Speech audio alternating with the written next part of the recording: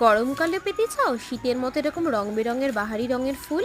তো এই দেখো, ছাদের মধ্যে আমার লাগানো যতগুলো গাছ রয়েছে সব গাছে কত সুন্দর রং বেরঙের ফুল ফুটেছে। এই গরমকালেও গাছ ভরে এখনো গোলাপ রয়েছে।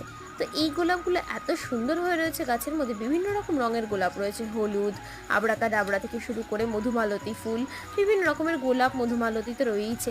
এছাড়াও রয়েছে আরও অনেক রকমের সাদা ফুলগুলো, বেল ফুল, জুঁই ফুল। তো এত এত ফুল এই গরমকালে পুরো দেখো গাছটা ভরে ফুটে রয়েছে, কি মিষ্টি গন্ধ ছাড়ায় ছাদে আসলে।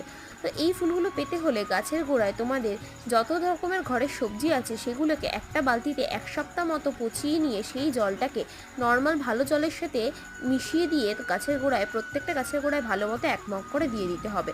তো এটাই হচ্ছে এই গরমকালে গাছেদের জন্য উপযুক্ত খাবার। এর থেকে উপযুক্ত খাবার আর হতেই পারে না, কেন কি গরমকালে গাছ সেরকম একটা খাবার সহ্যই করতে পারে না। তো আমরা যত হালকা খাবার দেবো গাছ তত সুন্দর আমায় ফুল দেবে।